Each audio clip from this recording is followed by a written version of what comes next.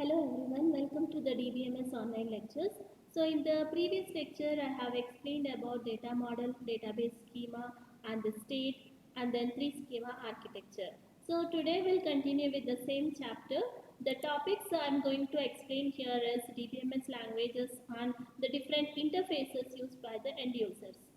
Now, under DBMS languages, we have data definition language, data manipulation language. So, these are the main categories of the DBMS languages. Okay, so under data manipulation language, we have again high level or non-procedural languages. So, this high level or non-procedural language, it includes the relational language SQL. That is the example of high level language. So simply you have to use the commands or the query language to place the request. Okay, then low level or procedural languages means here you will embed the SQL statements in the programming languages. Okay, we'll see in detail in the next slide. Now data definition language. So that is used by the database administrator and the database designers. Why they use these DDL commands? To specify the conceptual schema of a database.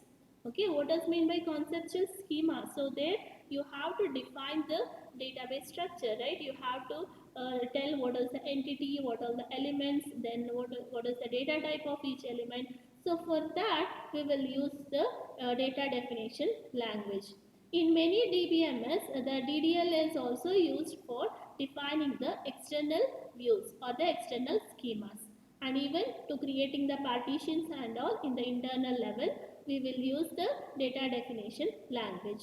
But in some cases separate storage definition language and view definition languages are used to define the internal and external schemas.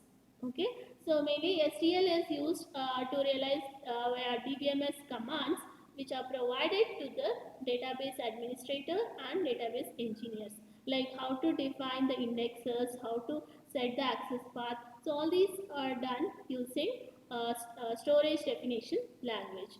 And view means for the external user, like he want only the subtable, then the temporary table or the virtual table, that can be defined using view definition language. But in most of the cases or in general, these storage definition and view definition are included within data definition languages. Now data manipulation language, it is used to specify database retrievals and the updates. As I said, update means insertion, deletion and modification of the content stored in your database. So DML commands can be embedded within the general purpose programming languages. Okay, so here when you embed the SQL commands or the DML commands in other languages like COBOL or C, C++ or Java, then those general purpose languages are called as host language.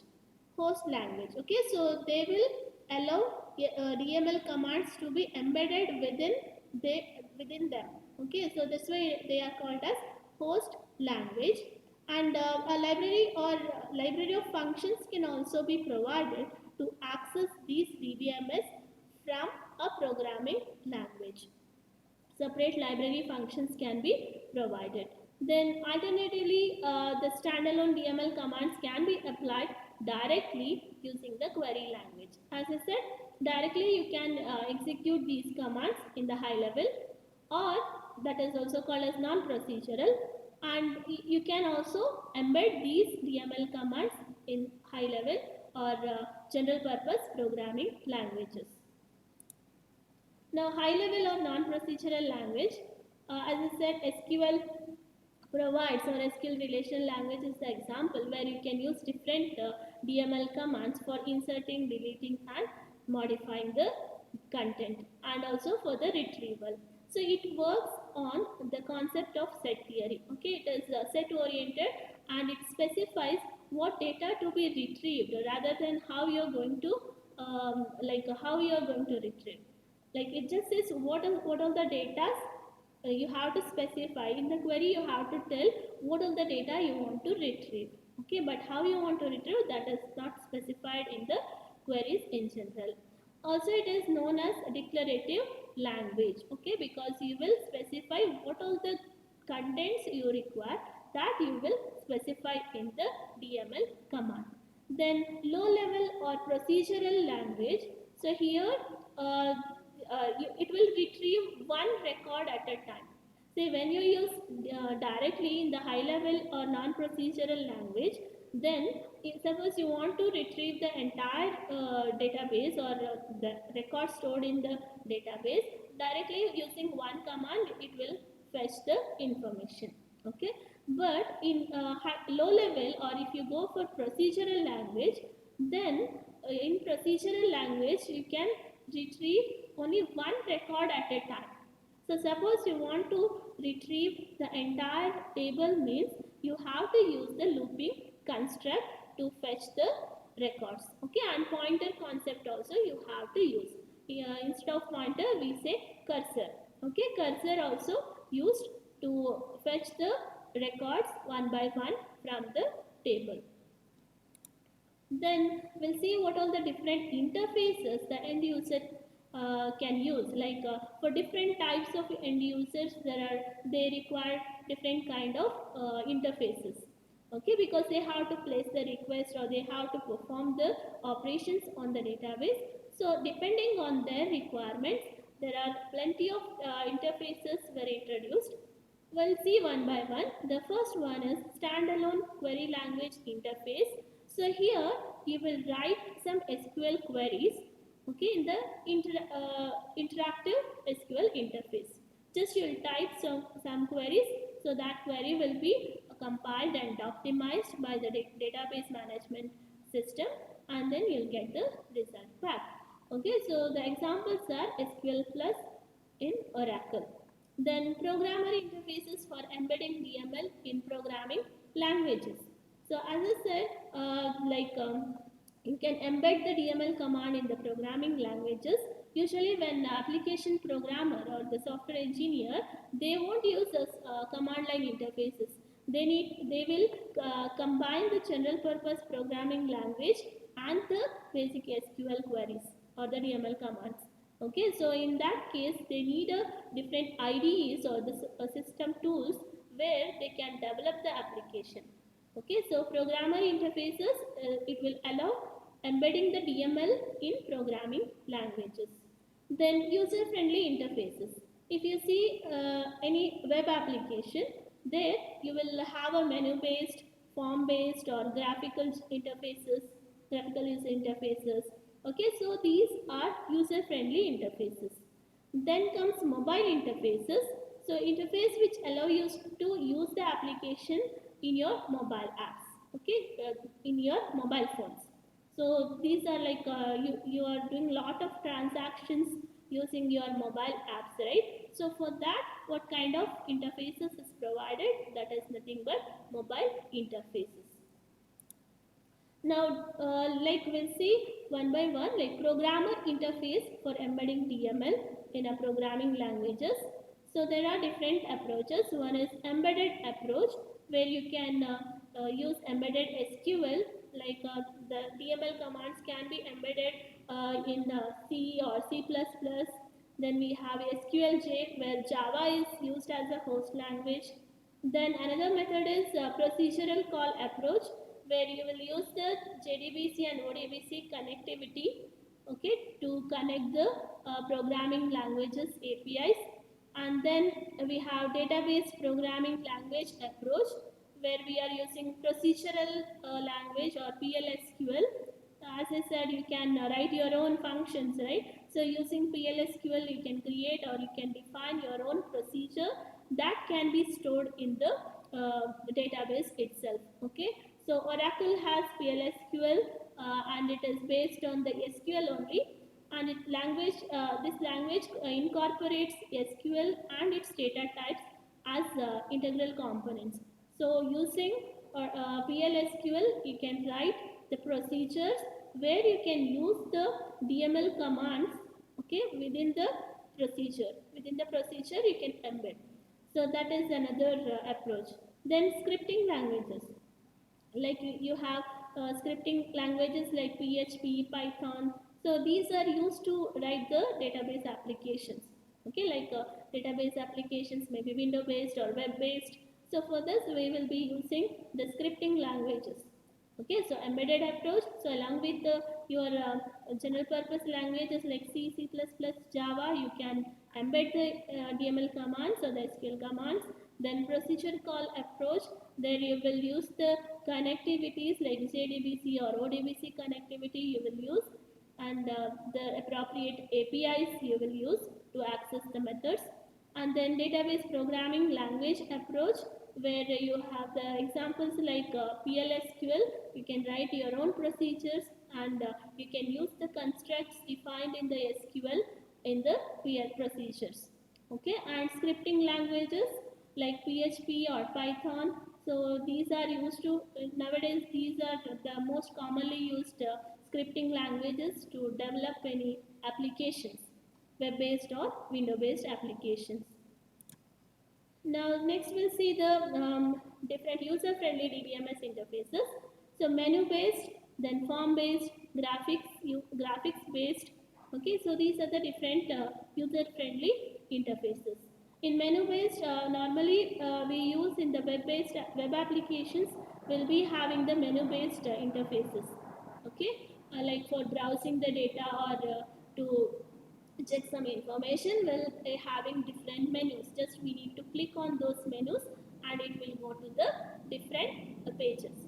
Then form based, these are mainly designed for the naive users, because say in the banking applications and all, the accountants or whoever sitting in the bank office, what they will do, they have to enter some details, correct, like account information or something, or account holder's name, account information, then what is the IFSC code.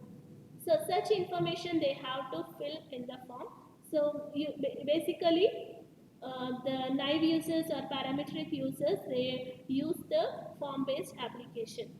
Then graphics based, here you'll have a menu and form, everything is combined, and you'll be having a nice graphical user interface. Okay, drag and drop, all those things you can do.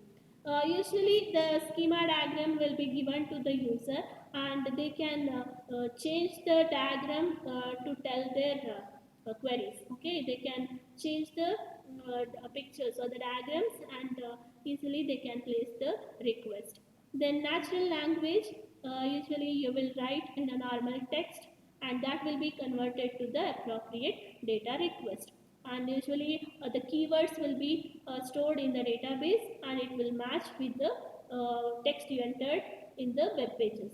Then combinations of the above, like menu based, form based, everything you can combine in the web database interfaces. Then comes, okay, natural language, already I explained. Speech input output. So for example, you have used like speech recognition system. Just you will tell, for example, Google Assistants you have.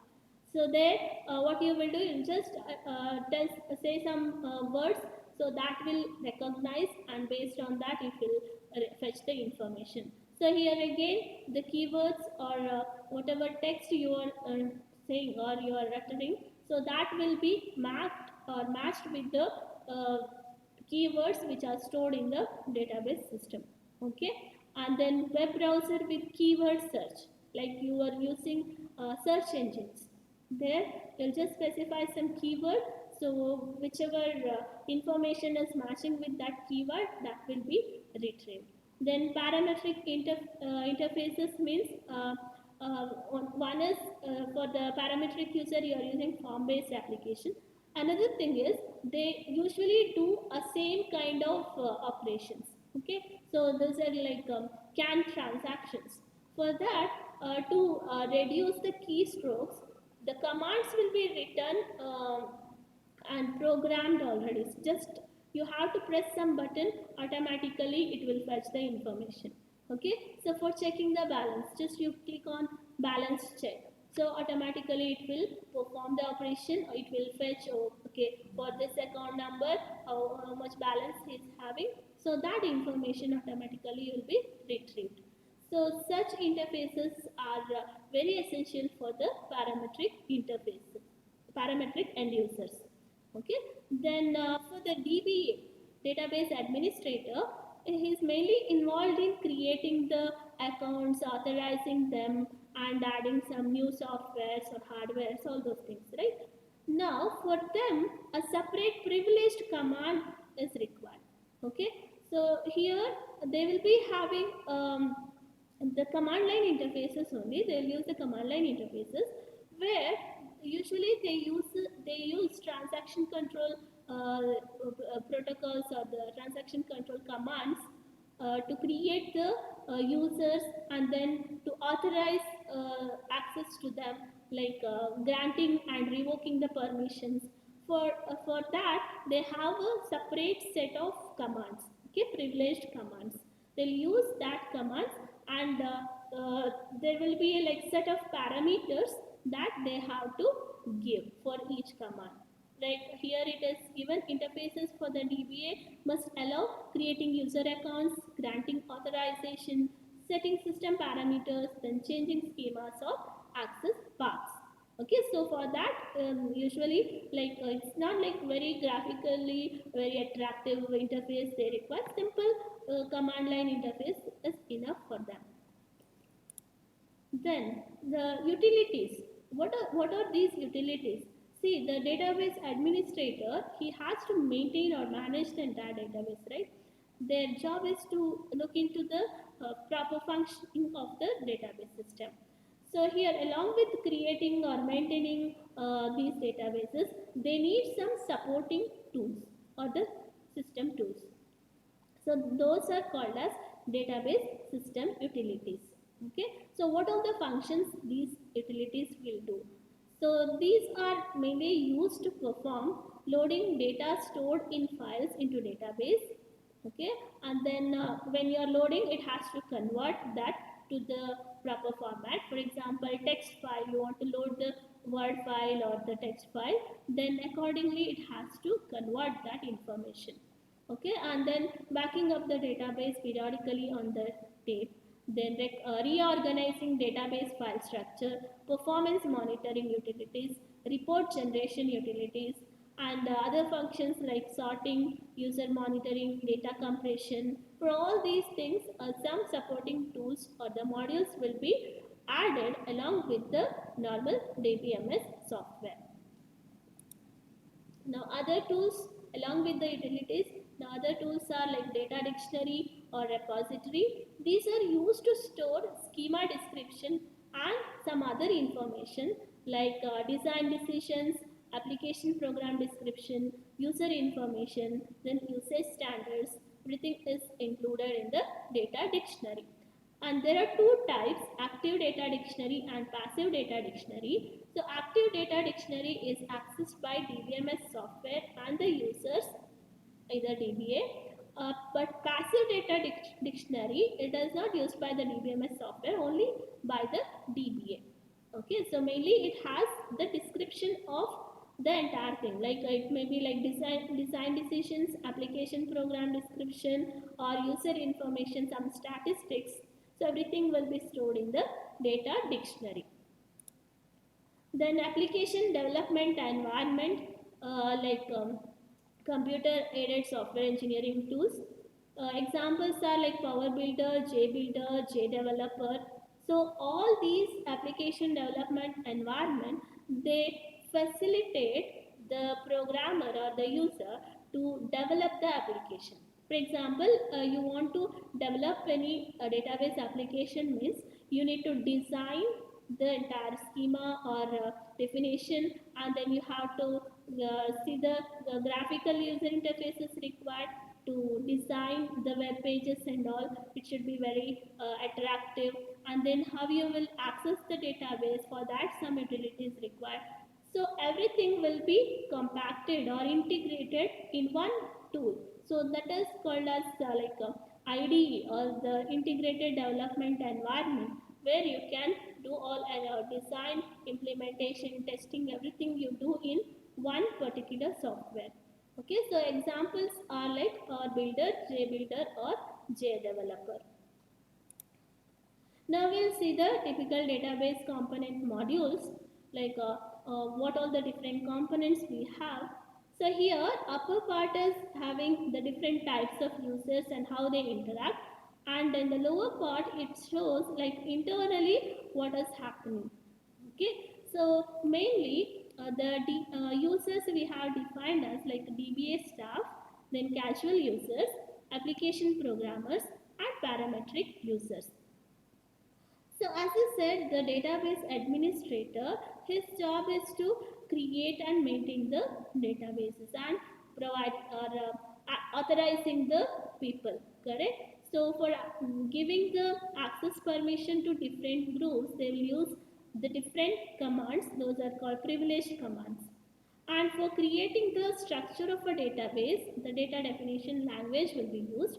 So they will write or they will type the DDL commands or the data definition language commands that will be converted or that will be optimized by the DDL compiler.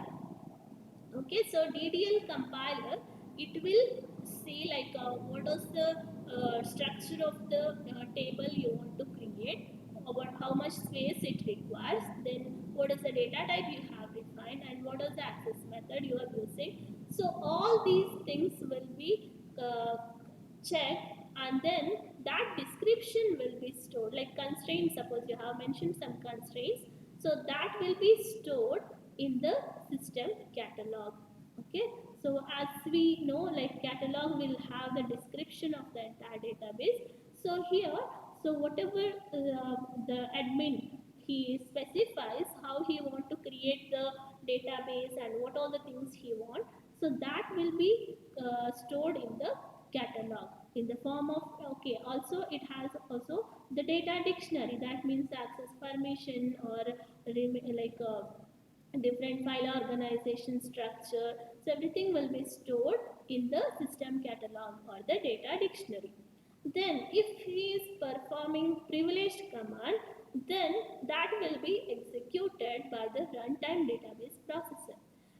Basically, the operating system will control, like primarily it will control the disk access, because your database stored in the disk, right? So you need to control the access of this data. So primarily operating system will take care of that, but you have a high level store data manager. It is also used to control the database data access. Okay, now a casual user, if I take casual user, he will occasionally use the he uses database occasionally, or the data whatever stored in the database he will, rarely he will use, but he requires some interactive query interfaces. Like he knows the commands, like in general, like SQL VML commands, he'll type the command and that command should be executed. Okay, so when you type the command, the query compiler will check whether it is matching with the constructs, database construct, and whether it is having a proper syntax. So all these things will be checked by the query compiler. Okay, so query compiler will check is there any syntactical error, or whether it is according to the constraints, or whether it is following all the rules and the restriction imposed by the database admin when he creates the database. So accordingly it will check everything, and then it generates the code, and then query optimizer, the next step, once the query compiler checks for all the ambiguity, now query optimizer will check is there any redundancy in the query result, okay, in the compiled query. Is there any redundancy in that? And what is the optimization technique, like accessing method it can use, how it can optimize the accessing method. For that, it will refer the catalog and it will see what is the minimal path, or how fastly it can execute. So like that, it will optimize the query, and then it will go to the runtime database processor, or it is a runtime engine. And then if I go for application programmers, so what happens when we use application program? As I said, we have a SQL queries which are embedded in the host language, right? We have a high general purpose programming languages. In that we have embedded some SQL commands. Now, when you execute the application program, there you have to separate the DML commands, that means the SQL commands, and then host language statements. Okay, so DML commands will be given to or to the precompiler. That means precompiler will check which are the DML commands you have in the application program. So that will be separated. What is the role of precompiler here? From your application program, you need to separate the DML commands and the host language statements. After separating, the DML commands will be given to the DML compiler and the host language statement will be given to the host language compiler. If I have DML commands in C, okay, I am using embedded C, then C related statements will given to the C compiler, and the SQL queries or the commands will go to the DML compiler. Now DML compiler will compile, or it will generate the object code, and that will be combined with the code generated by the host language compiler, and then it will create or it will generate a compiled transaction. Okay, are you getting? So DML compiler, it will check for the DML commands extracted by the precompiler. It generates the object code for that, and as I say, C compiler, okay, the host language compiler, any language compiler. So here I am taking embedded C, so C compiler I will take. So C compiler, it will compile and it will give you the code, and that code will be merged, and you'll get the compiled transaction. So parametric users, they usually execute, just they will press some key and automatically it will go to the CAN transaction. Now after this, once CAN transaction is ready or compile transaction is ready, so everything will go to the runtime engine, runtime database processor. Okay, either DBA commands, that means privileged commands, and the queries by the casual users, then the transactions from the application program and parametric users. So it will be given to the runtime database processor. So this will check, it will check with the description of these data elements, and also what all the accessing methods it has to use. So it will check with the system catalog and the data dictionary, and then it will fetch the information, or it will process the request. Okay, it will access the stored database. Suppose it has to retrieve the information, means it will perform the operation on the stored database and it will give the result back. See here, input output from databases. So what the store data manager will do, it will control the disk operation. Okay, it will primarily it is done by the operating system.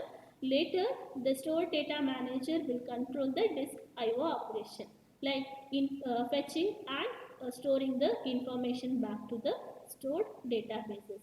Then you have a concurrency module, a concurrency control module, and backup and recovery. So these are the extra modules which are required to manage the transactions, so CAN transactions. Okay, so transaction means it's like queries you are executing continuously one by one. Okay, which involves read and write operations on the databases. See, when I say transaction, it has a set of queries executing inside it. That means you have multiple queries, one by one it is executing. Okay, it may be a single query or it may be a multiple query, but at a time one query will be executed on this and there you have to maintain the concurrency. That means at a time only one transaction can execute. It should not be overlapped to maintain the consistency of the database. Okay, so I'll continue this centralized and client servers DBMS architecture in the next video. Okay, so here I'll stop with the typical DBMS component module. So we'll see in the architecture related things in the upcoming video. So till then, take care. Bye. Thank you.